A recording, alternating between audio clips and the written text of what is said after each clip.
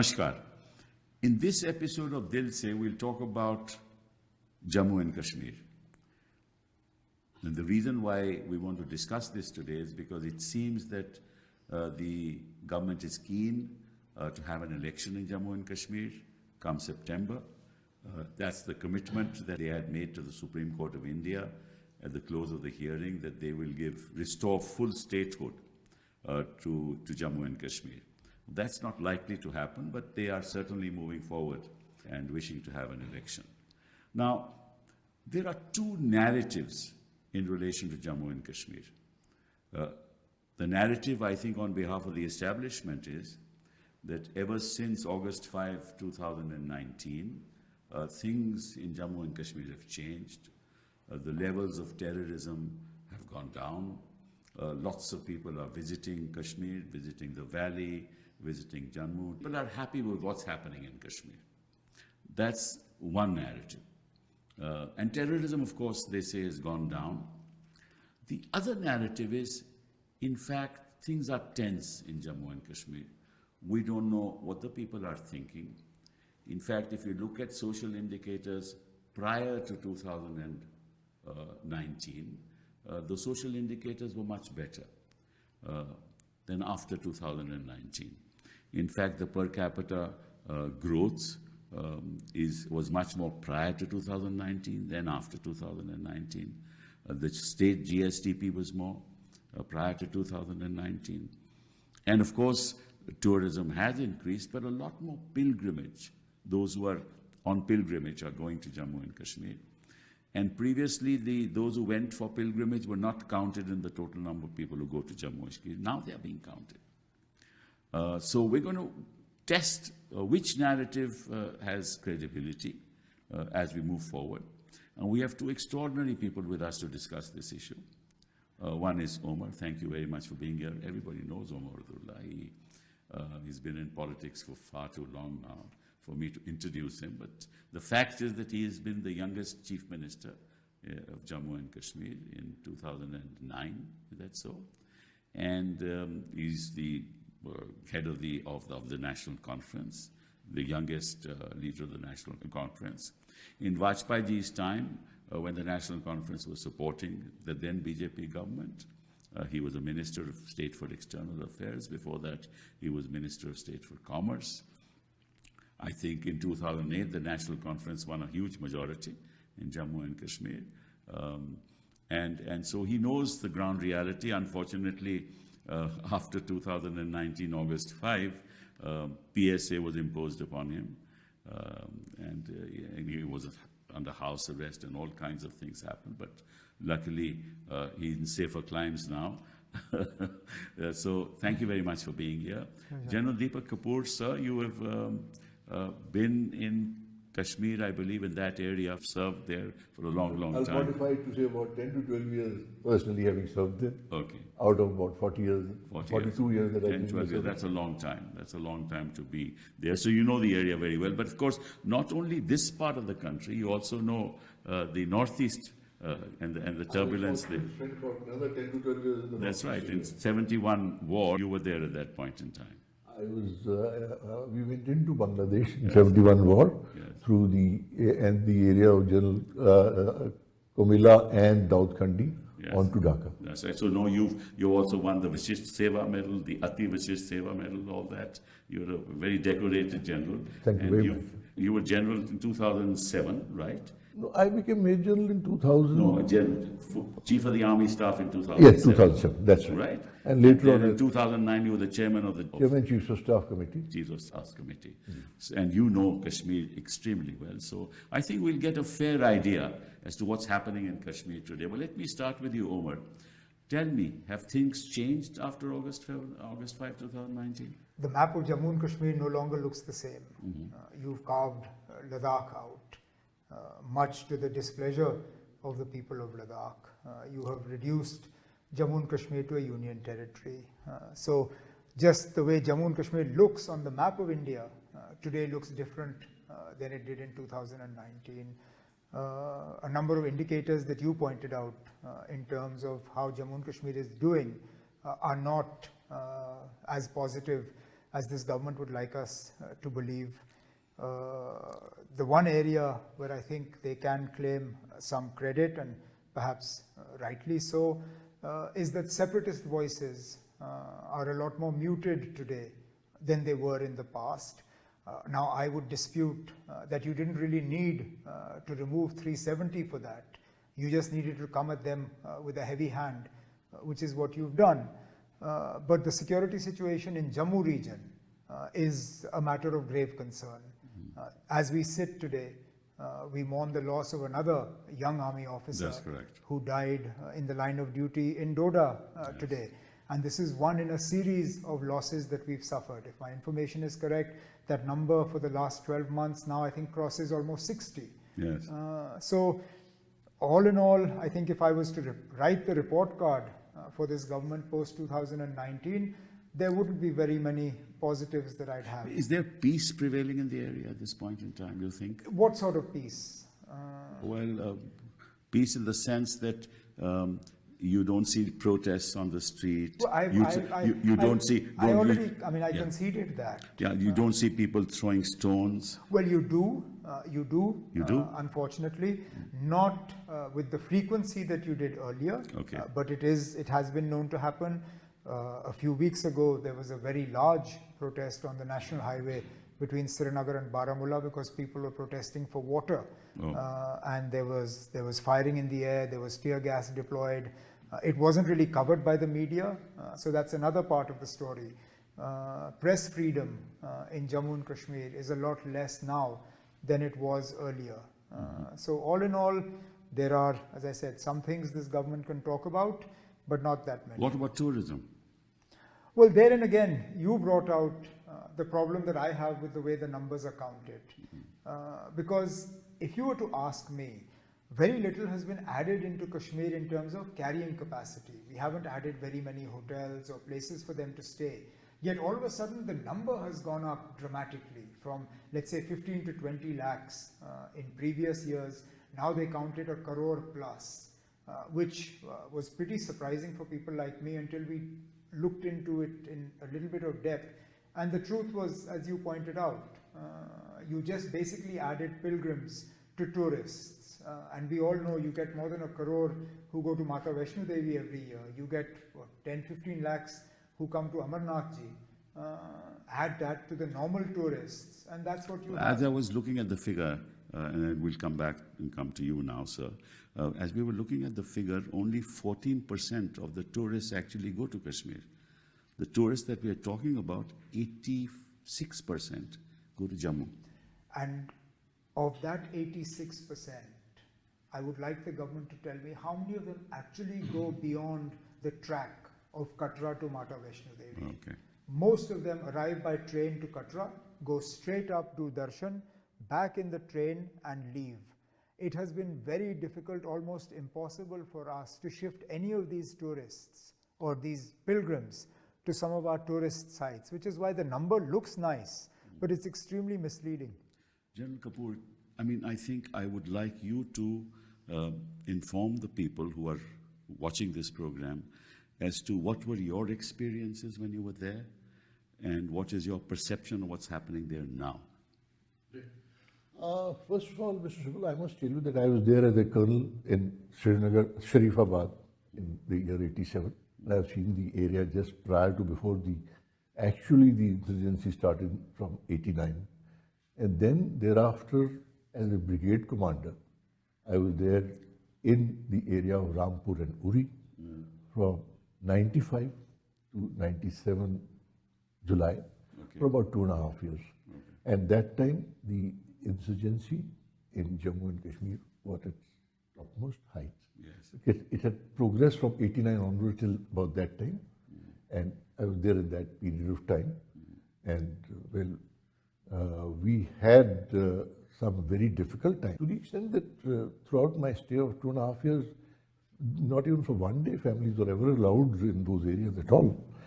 And we did tackle a lot of issues at that point in time. And may I also say, post that, subsequently in 2005, I was back again as the Army Commander, Northern Command, Yes. back to... Largest command in the country, I believe. Yes, it is all the responsibility of the Northern Command. And the misfortune of those earthquake, etc., which took place in 2006, where again we were involved, and I was specifically involved in touring all these areas for a very large number of times to provide relief, etc., to people in these areas, starting from Srinagar down toward, right toward Uri and beyond up to the line of actual control. So there have been difficult times, and I also must say that there have been ebbs and flows in the insurgency. It has at times gone up, then at other times it went down. For example, from 89 till about 2001-2, it had been going up, but with the erection of the LC fence, the fence which has been made all along the western border with Pakistan and Pakistan-occupied Kashmir, it acted as a further obstacle, which was also manned by our troops, which resulted in a certain amount of slowing down of this. But the fence is not impassable at all places, and also the fact that the fence gets damaged specifically because of things like snows, etc., happening in winter months, and then to recreate it, it takes time. So there are always gaps, and it is invariably not possible for troops to actually control and seal the fence totally so that no one can come in. So specifically, that is how it used to happen, that during the summer period, the infiltration from the Pakistani side, from the POK side, would happen towards the valley and those areas all along the northern But side. that's gone down now at this point in time. Yes, no, it Because used to happen. The area of terrorism has shifted to Jammu now, with Doda, So Riyasi. in the summers, in the winters, this used to be closed because of the snows. And in the summers, most of the infiltration earlier used to be through the areas south of Pir Panjal, starting from Poonch, Rajouri, and coming down to Akhnur, then on to Jammu. Correct. So those are the areas, and they were specifically areas from where these infiltrators would thereafter transit towards the valley. First point of entry, Jamia Gali on the Pir Panjal range. Second point of entry in the area of Thana Mandi and beyond, all along the Silk Route. Right. Third point of entry from the Banihal area. Fourth point of entry from the area of Sinthal Pass in the Doda Kishtwar area. Correct. So they would use that to transit into the valley during the winter months. But the difference this time is that during these months now, they find that the valley has been very highly defended. Correct. Firstly, the forces at the line of actual control have been effective in checking. Notwithstanding that if some are able to percolate through, the second and the third tier have also been able to check that kind of infiltration, and therefore the area of northern Kashmir, specifically the area of Baramulla, Sopore and all, has not had too much of infiltration coming from those sides. I'm given to understand that a lot of the troops have been moved from the Jammu area to eastern Ladakh, to line of control. And this is the reason also there is not enough security people in that Jammu area and that part of Doda and Riyasi, which is why also there's a problem. You are quite right, Mr. Sibal. It has happened because the troops were needed in Ladakh. Yes. So, and this area had been dormant for the last about 3-4 years, 5 years. So therefore, possibly the powers that we felt, or people control felt, that those areas could be denuded of troops and they could be sent to Ladakh. But that is the reason why this area has now been exploited. Yeah. And so for this has been a break from the past practice of summers being used from the northern side to come into the valley. But so what they've done is to come in through the areas south of Pir Panjal. That's correct. And with the lack of density in the depth areas, they've been able to come through and thereafter transit through these areas and go across the Pir Panjal to the other side, and they've basically concentrated in general areas south of, in the south Kashmir, areas of Anantnag, areas of Kishtwar, Toda side, and that is how that's why they have gone through, and that is why. It's very interesting. I was looking at some numbers. Let me indicate to you. In 2005, the number of civilians killed, The terrorist incidents were 1860 in 2005. In 2006, 1569. In 2007, 1,021. In 2008, 602. In 2009, 487. And they That kept was on- around the time I was in Northern Command. Yes, yes. Therefore, I mentioned these figures. And they kept coming down till 2014. They were reduced to 240. Yes. Right? Now, the government says that the incidents of terror have gone down after 370. But the fact of the matter is, if you look at 2022, the figure is 457. It is actually more than 240 in 2014. And in 2023, it's 267, and by August 2024, it's 109 already. And before that, it was 460, 415, 369, actually much more than in those years. Right. So this narrative that the incidence of terrorism has gone down, and it is contrary to data. So there is a difference. While it has gone down specifically in the valley area, Yes, it has. in the valley area, the spurt has actually been seen south of Pir Punjab. And if you notice, from 4th May till date, approximately 20 security soldiers have, officers, JCOs and men have laid down their lives in this period of from 4th May onward till about now. No, in fact, I have the figures. In 2000, I'll compare them. In 2011, 181 total killings took place. In 2012, 121. If you compare that to 2021, 274. 2023, 21. More than that time. And if you look at the soldiers killed, that also more. That is also more. So the area of terrorist activity has shifted. Total number of killings have gone up. Right? Kashmir is quieter, the valley is quieter, right? But there is there's Pakistan and cross-border terrorism is going on as before. But if I may say so, I'd just like to look at the reasons as to why this has happened. Yes. So first and foremost is the fact that the announcement of elections, which is happening, which has been done by the government, that the elections are likely to take place in Right. September. Secondly, please remember that it is the turbulence with, firstly, the Pakistan army has always been the darling of the Pakistanis because of the anti-India and specifically the kind of infiltration and terrorism which they've unleashed right since 1989 within Jammu and Kashmir.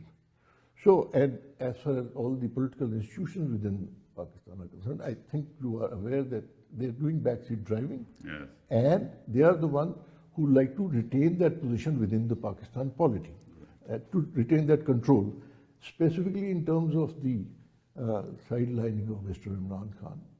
And there are divisions, some divisions within the Pakistan army. There is a requirement for the army to establish its credentials once again. I attribute this kind of increase in the last 3-4 months south of Pir Punjab, specifically to raise and up the ante in Jammu and Kashmir to get their own house in order and also to get their own prominence back to the previous level, because there are doubts today about the Pakistan army. You are aware, latest information 2 days back, where the ex-ISA chief is likely to be court-martialed. Yes, yes. So, so it worries them. So therefore, they've always also advocated bleeding India by 1,000 cuts. So if that be so, they want this. But that will continue. That will continue. They don't want it to die. Yes. And what has been happening in the last couple of years, that things have gone quieter. Valley has been quiet. So they've started from this side, but the focus would perhaps still remain the valley, and that is why you find some of these infiltrations which have happened. They've gone through these areas onto the Kishwar Doda side and to Santhan. Omar, can you tell me what is the sense of those living in both Jammu and in the valley, of the people? What is their perception? What sense do you get from what's been happening after August 5, 2019? Well, other than obviously a deep disappointment with what happened, I think they also feel let down by the promises that were made in the aftermath of 5th August 2019 remaining largely unfulfilled. I think the people were willing to give this government a chance to actually come forward with some of the promises like they did with jobs, investment, a better standard of living. But the truth is that today Jammu and Kashmir has amongst the highest levels of unemployment in the country. We have amongst the lowest levels of investment. There is nothing new that we can see having come into Jammu and Kashmir as a result of what happened on the 5th August 2019. Our position vis-a-vis electricity, water, day-to-day requirements has got worse. Governance has suffered. For all the tall talk that corruption will come to an end, corruption thrives in Jammu and Kashmir today. Senior officers in Jammu and Kashmir themselves are now making allegations about acts of corruption and malfeasance. So all in all, people are frustrated. And I think the worst thing for the people has been that there has been no voice, as in nobody willing to listen to them. The problem with this government, a nominated government with a lieutenant governor sent from Delhi, is that there is no contact between the people and the government. And I think that's another one of the reasons why the situation in Jammu has deteriorated to the extent that it has, because otherwise, elected representatives, a political system is a great way for intelligence to flow, for information to come, because we are amongst the first people to know when something is wrong. We are amongst the first people to know when something untoward is happening. I mean, our workers pick it up, our people pick it up, it sort of flows through the chain. They tell their MLA, the MLA tells the minister. Today that network is completely dead. Yes. I believe actually the local intelligence network used to be the saving grace at that point in time. And that's absolutely. I mean, it's a fact that the army, the police would not have been able to have the successes that they did without the cooperation and the involvement of the local population. The local population today feels disconnected. They feel they're not consulted or connected to this government in any way. And I think we're suffering on that account as well. But there is some kind of local representation that's going on, no? Hardly. Token, not the way that one would have. Do they have access to the governor? Very little. Very little. Is the governor reaching out to the people? No, in fact, every time we've asked the governor to reach out, we've got no response. So we sort of stopped after that. So the levels of unemployment are larger than the national average. I know it's over 10%. The national average is 6% of the figures of the government, right? And people are quiet, and the situation is tense. Well, when you're threatened with a bulldozer, you're threatened with dismissal, you're threatened with arrest, you're threatened with all sorts of things, it's very easy to bring about quiet. I'd be more enthused about a quiet that was sort of coming from within, rather than a quiet that's forced. I mean, you only have to look as far as the Baramulla parliamentary election results to see that things aren't as comfortable as the government would like it to believe. Now, if you look at terrorism in this part of the country and in Jammu Kashmir, you see that the terrorists now have huge technology advancement equipment with them. They are using Iridium satellites. And I also believe that they through tunnels underground, they enter Jammu at this point in time. And their tactics have changed. There is a new terror group of resistance that has come up, I believe. And the foreign and the local are also collaborating. But unless you get support in the local, these incidents will not succeed. And there is an enormous amount of trust deficit that has taken place. Do you agree with that?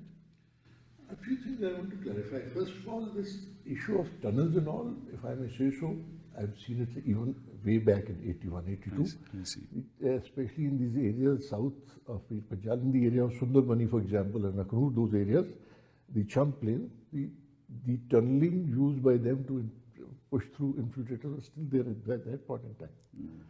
And the fact is that was the situation much better before 5th August 2019? We need to look at it from that perspective. Yes. Was the insurgency much lesser? Were things so much better? So I have my doubts on that. The fact is that this, as I see it, present problem is primarily kind of a scenario being built up to try and scuttle elections. And I think once elections happen, it'd be probably good for all parties all round. So that is one. Secondly, like I said, the Pakistani armies their own agenda meant for their own people. And the other aspect is that prior to 5th August, when the special status was taken away, did Kashmir, J&K, which was given maximum amount of financial support. Right. If you look at the figures, you will find perhaps no state got as much of financial support as did Jammu and Kashmir at those points in time. Did it make a difference? We need to look at that from that perspective, and also as to how, while we can say even people feel tense, people are not too happy. Yes, political activity has gone down, and it must come up, and so therefore answer is election, which will happen. But the fact is that there have been improvements. Firstly, that special status from the rest of India developed a sense of divisiveness between India and the rest of the states. So there was a lack of trust even at that point in time. People looked at themselves separately. I have personally had people telling me when I went on, even on my honeymoon, कि आप India वापस चले. I am talking about 75. No, I have experienced that myself. कि आप India वापस चले, ये Kashmir. That hasn't changed. That hasn't changed. Regardless of what is said. So, if I may say so, the special status prior to that, there was a degree of divisiveness. People felt, and people were pushed out of Jammu and Kashmir. Those the other minority like Pandits and all, they were pushed out of. That's earlier. Those are there. So and the finance side, a lot more financial assistance had gone into J&K prior to that period. But as to how it was utilized, whether it resulted in a lot of corruption, that's an open question. And we all aware. What open question? This is where these arguments then descend into. I mean, can somebody please point out to me one concrete improvement in the lives of the people of Jammu and Kashmir after 5th August 2019? One. No, okay. All political parties have been out of power in Jammu and Kashmir since 2018. Correct. What improvement in governance has taken place? Point out to me, because all this talk that Jammu and Kashmir got a lot of money, where did it go? Please point out to me point out one place where it disappeared. I mean, we've been out of power since 2018. Please show me one person who you've held responsible for misappropriating the large sums of money that allegedly came into Jammu and Kashmir and weren't put to good use. All this is well and good, but categorical answers never come forward. Omar, let me put a perspective before you, and I would like your response, both of you. It is true that prior to August 5, 2019, there was a national feeling that this special status must go. According to me, it may be created, it may not be created. There was a national narrative. We cannot deny that. I'm all ready to accept that. It stopped the integration of the state. Why are we denying why Jammu and Kashmir got its special status? Yeah, that's right. So we are coming to that. I mean, without special status, you and I know Jammu and Kashmir would not have been a part of India. Yes.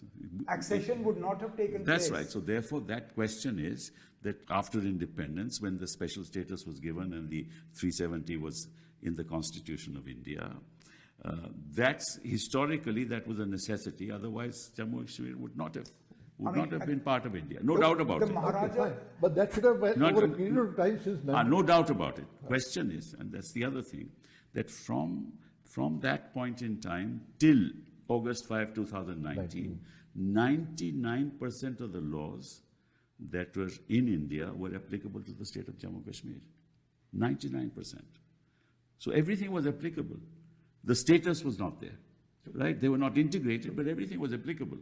To say that Jammu Kashmir was a separate territory, having a separate sort of structure, a separate law, is not correct, legally speaking, right?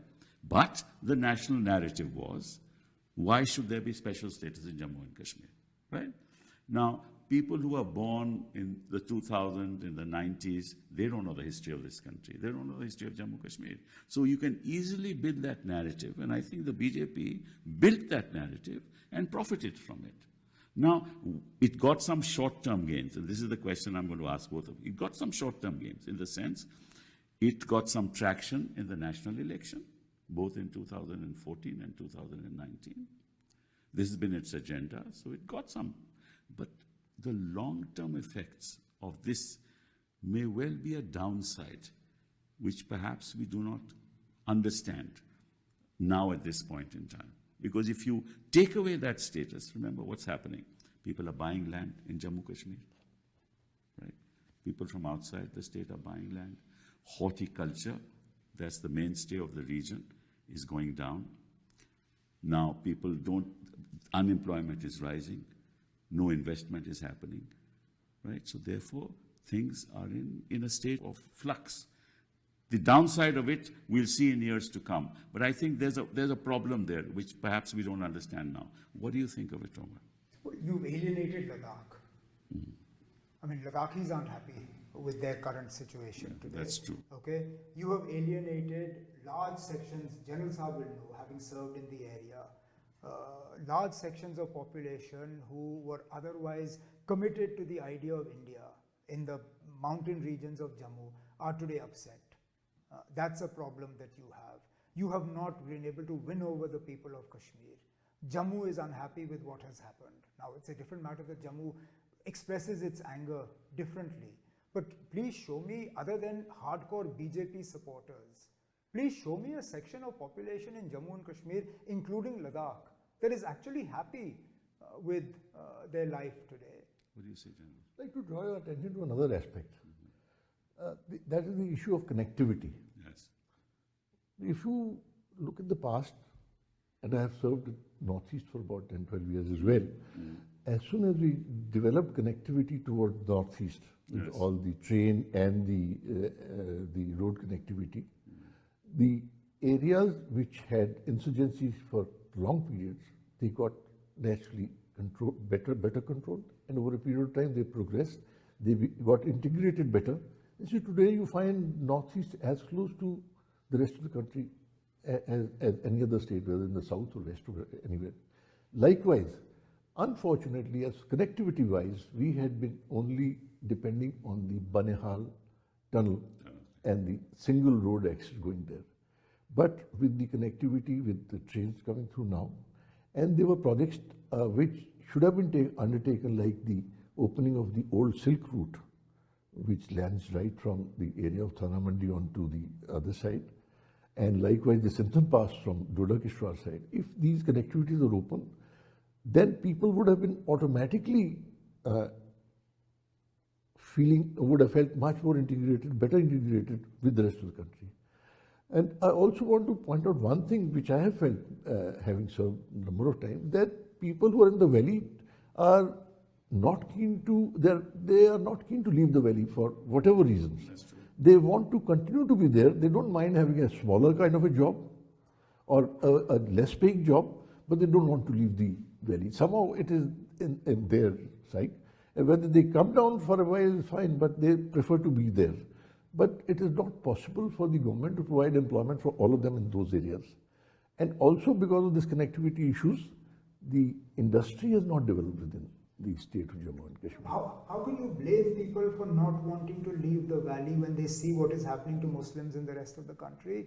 Or when they see what happens to people who leave around 15th August, when they get summoned to all the police stations, I think that's a when they very get checked. major statement to Okay. say what happens to the Yeah. Muslims in the rest of the country. I'm afraid I don't agree with that. No, you wouldn't. That's okay. fine. No. But I This mean, is why we have this discussion. I mean, the way bulldozers are used in UP, the way madrasas are locked up, it's no secret. I mean, today, a hostel that we had set up with special assistance from the government of India in Jamia Millia for Kashmiri students, so that 800 odd students would find accommodation there. It was meant for them. Today, hardly any Kashmiris have a room there. They've been given to everybody else. And the whole purpose of that was because Kashmiri students come to Jamia, they don't find place to stay. So this hostel was created to incentivize them leaving Kashmir and coming to study there. That's true. Today they don't have rooms available to them. So what do you expect them to do? Yeah, I mean, I think it's a very, very complicated problem. And you talked about the Northeast and connectivity, but see the state of affairs in the Northeast today.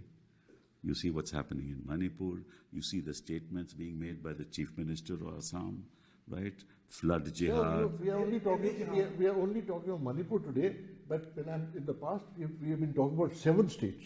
No, I agree with you. I agree. I don't dispute that, but I'm saying the kind of agendas that are being Yes. built, right, is ultimately not good for the country. Yes, absolutely. I mean, let's be clear on that. You talk about connectivity. The roads that he mentioned, all are open except in winter. Sinthan Pass is open to civilian traffic for 6 or 7 months in a year. Doda and all are suffering from militancy today. Mughal Road is open for 8 or 9 months in the year. Rajouri, Poonch, those entire areas have a problem with militancy today. So the Jammu-Srinagar highway passes through Banihal, Riasi area. Riasi has militancy today. So it's not just connectivity. The train goes all the way up to Sangaldan. That hasn't stopped militancy from re-emerging in that area. Militancy is a given as long as you have got cross-border terrorism. I don't think connectivity will change it. And I think as long as they get local support, this will continue.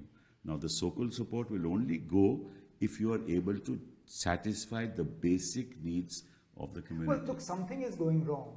Otherwise, why is it that up until a few years ago, your graph of militancy was showing a downward trend? You know, they don't like acknowledging previous governments, which is fine. So they will not acknowledge the 6 years that I was chief minister or the 3 years that Azad Sahab or others were.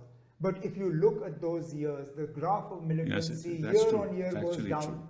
Now suddenly it starts going up again. Pakistan was as involved then as it is now. And it will continue to be. Okay, so I mean the problems that you had with connectivity then, I would assume you have those now as well. So how is it that at that time governments like mine that are supposed to be total failures, corrupt, every other thing? But that's again a narrative that is being built. I'm going by that narrative that Delhi's money we squandered. By squandering Delhi's money, we were still able to give you much lower levels of terrorism than you are today. Apart from terrorism, your social indicators were much higher than the national average in almost every field. Your social indicators. We were actually better than some of your bigger states. I know that. Therefore, I'm saying that. Therefore, I mean, I think people in Jammu and Kashmir, to that extent, were empowered. Now, the social indicators are going down at this point in time. I also want to point out that from 89 till now, 2024, 35 years, all political parties have come into power in Jammu and Kashmir, Mr. Sibal.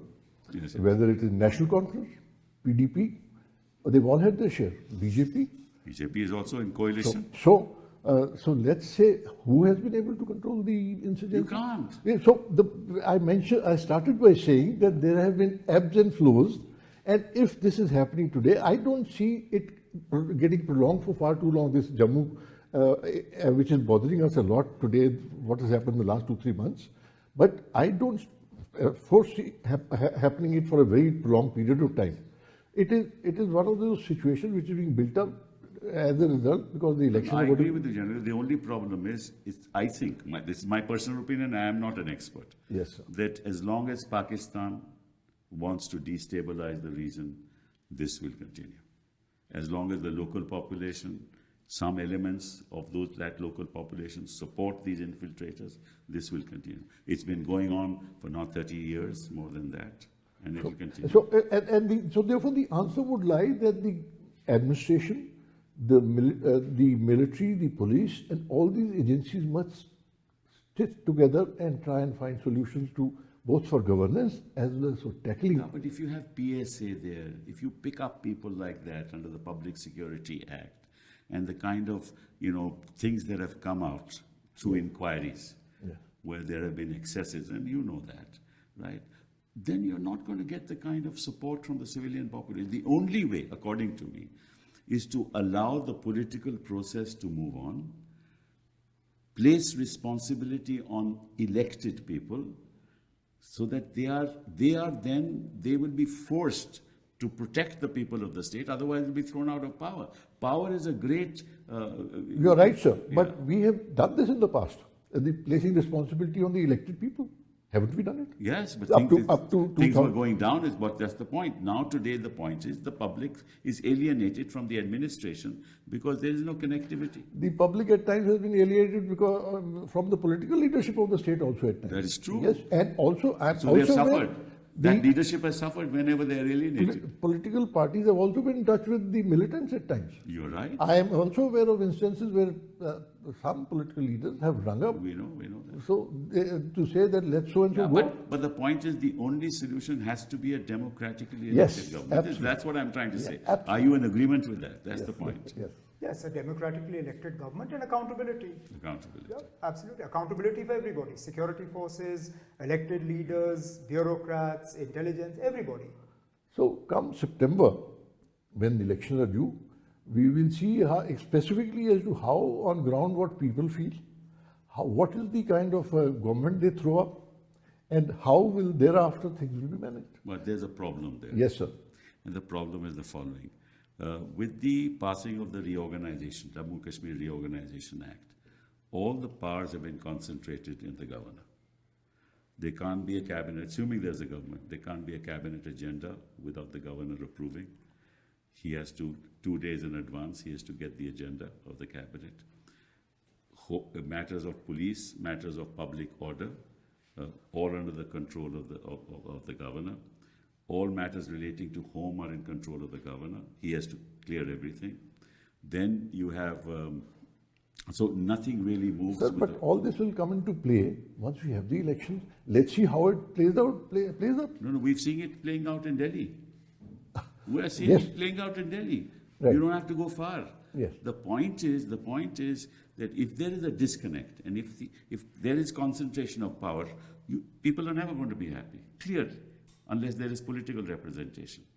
So and now with the transaction of business rules that have come in, which is in alignment with the Reorganization Act, the fact of the matter is there is nothing left with the civilian authority. So you have elections, but you have no power.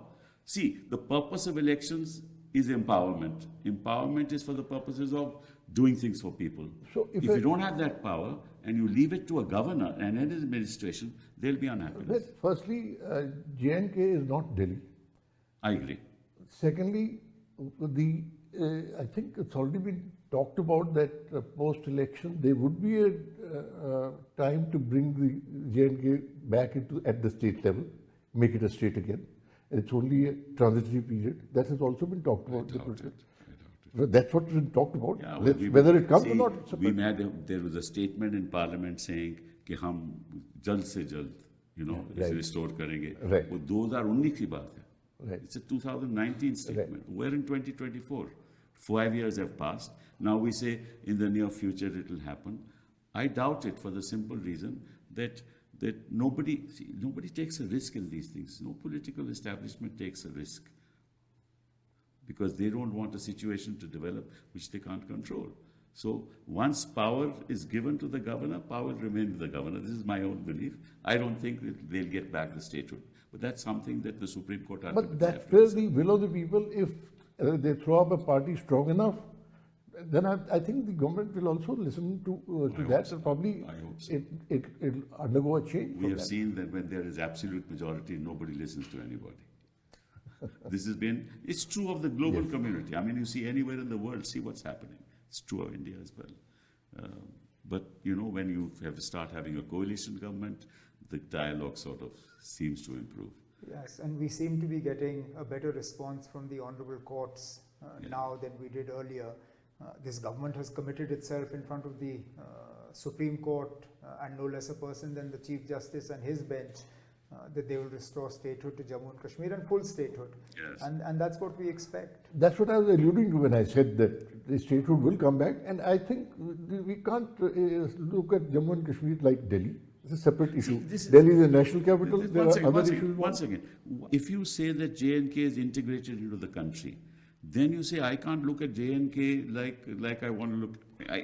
There's a problem there Because if it's fully integrated, either you say it's not yet fully integrated. No, sir, I would be happy to be integrated, J&K to be integrated as a state. Yes. Like any other state of the Yeah, country. it's not That- fully. That's what I'm saying. Well, The government that- has already, that will be the the government test. has already stated That- in the court that it will be. That will be the test of this government Yes. and this government's sort of voices. But General, what the statement was, full statehood would be given by September. Look, if the whole idea, The statement was not that the governor will get these kind of powers. if 5th August 2019 was about bringing Jammu and Kashmir at par with the rest of the Yes. country, as General Saab pointed out, Yes. that Jammu and Kashmir should not be treated differently than the rest of the country, then Jammu and Kashmir deserves to be a state like Haryana, Himachal, Punjab, Yes, and yes, any yes, of our neighbors. Yes, give full power to the people. Allow elections to take place. Allow political parties to take responsibility. Allow accountability. And Unless- your numbers show that political parties, for all their faults, have done a better job managing Jammu and Kashmir It's true. than this current Social government indicators has. have been one much better prior to 2019. One last thing I want to discuss with you. You know, if you go to the hill states in India, go to Himachal, go to Shimla, destroyed. Greenery, environment, completely destroyed. Northeast is far away, not yet fully destroyed.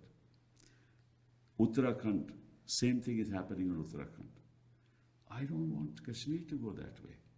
If you bring industry, that kind of investment, whatever, the valley has an ambience of its own which should be preserved.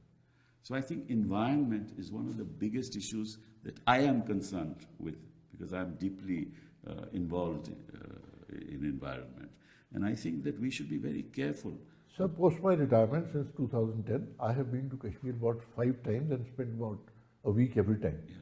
And I think that kind of environment, like you mentioned, is being maintained in the valley. I tell you something interesting. Yes, sir. He talks about increase in pilgrimage. Now, there is no infrastructure, no new hotels, no great infrastructure. When lots of pilgrims come, and I know of Pahalgam in particular, there's not enough place to stay. It takes 3 months to clean up the place. That's a fact. Now, this is very dangerous in the sense that there are very few places in India which are green anymore. And there is no policy of this government with that. And I wanted your response to that, Omar. No, I think for us, particularly in Jammu and Kashmir, this summer has been a real eye-opener in terms of temperatures. I think we are coming to terms or coming to realize that denying climate change and denying the effects of our actions on climate is something we can no longer afford to do. When we touch temperatures like 35, 36 in Srinagar, and then we realize that there is a price to pay for chopping down trees, for denuding our forests, for abusing our environment, for not keeping our lakes and rivers clean. We pay a price in the long So you term. bring all this investment, you bring all this activity, you bring all, what's going to happen to the environment, especially in a state like Jammu Kashmir, which still retains its glory. Right now, I can say it still retains it. I Whether know. in the It future, should not be spoiled. I don't think so. With kind of huge buildings coming up, lands being sold, anybody can buy, tough. You're not going to maintain it. that is more so, Mr. Sibal, around Srinagar and its generally its areas and along the highway, where most of these towns have come up and have got expanded. But you can't, when you go beyond, say, Srinagar towards Baramulla and beyond, things are the same. In fact, there have been times in insurgency where even civil officials have not visited areas. I'm aware of one where I took the DC Baramulla as a brigade commander to areas which he had not gone for 6 years, which were in my command. No, I know. I can name those areas. Even in Himachal, Tirkanjan. if you go those remote areas, people don't go there. But I'm saying, even in a place like Srinagar, even in cities, this kind of construction that is taking place in the rest of the country should not happen. Because these are the only places that are left. That's something which has happened over all this period of time, over the last since independence. It should it shouldn't happen. It shouldn't, but I hope it doesn't happen in Kashmir. So is what I'm successive saying. governments Yeah. should have taken some steps all I the time. agree. we have failed there. I'm talking about that. yes, sir. We shouldn't fail in places which environmentally are still something that we should be proud of. No, I agree, but fortunately for us, large industry is not looking at Jammu and Kashmir as a place to arrive. At the most, even if they come, they'll come to the plains of Jammu bordering Punjab because you have locational advantages there. At the end of the day, Jammu and Kashmir, particularly the valley, it's a small market. It has a very small resource base, so you're not going to get the big industrialists. The industry we're looking to see come to Jammu and Kashmir are the sort of low volume, high value that feed into what we have: horticulture, agriculture, tourism, technology, things like that. We've now discovered lithium Yes. in the mountains of Yes. Jammu. Instead of mining it and taking it out of Jammu and Kashmir, the processing and using of that lithium should be in Jammu and Kashmir. The royalty that we earn should come to the people of Jammu and Kashmir so they can benefit from it. We won't be looking for the huge industries. We're not looking for refineries and things like that. Well, whenever it comes to Jammu and Kashmir, the fact is there is never a clear answer. It's very difficult to figure out what the course of history will be in the years to come. But this debate will continue, and what we must make sure is that the people of Jammu and Kashmir get the representation that they deserve. Thank you very much for being here. Thank you, Mr. Thank you.